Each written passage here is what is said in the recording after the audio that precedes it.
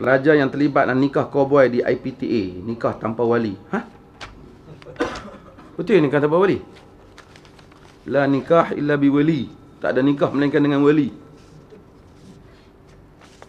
Cuma nikah, wali ni macam-macam lah. Maksudnya wali benarkan. Nikah ni dia ada. Pertama, nikahul urfi. Nikah uruf yang dulu asal. Macam yang setengah orang buat lah kan. Bukan setengah orang, satu dua orang buat kan. Iaitu, kalau kita pergi rumah satu orang, dia ada anak perempuan.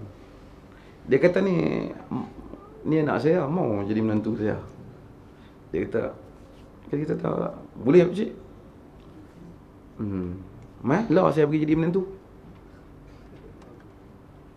Ada berapa dik? Tak ada 300-400 boleh lah. Hutang bagi. Dia pun, aku nikahkan kau dengan anak aku. Ni saksi dua orang ada. Anak dia bersetuju. Sah tak? Sah. Dari segi hukum, sah. Tak boleh petikai masalah sah.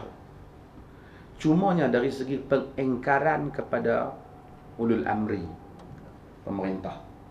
Pemerintah telah buat undang-undang, yang undang-undang tu tak bercanggah dengan syarak, tapi untuk maslahah umum. Kau kena daftar nikah ni. Kalau tidak, orang tak tahu. Orang tu boleh pergi tinggal, kahwin-kahwin, tinggal. Dia kata, aku tak menikah pun, aku main-main lah sebenarnya. Susah. Dan dia tak boleh dipertanggungjawabkan, dan mahkamah tak boleh nak ambil tindakan pasal tidak ada hitam putih dengan dia.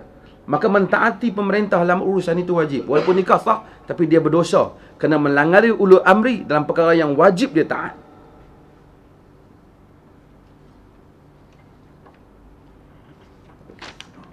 So jangan nikah cowboy ya.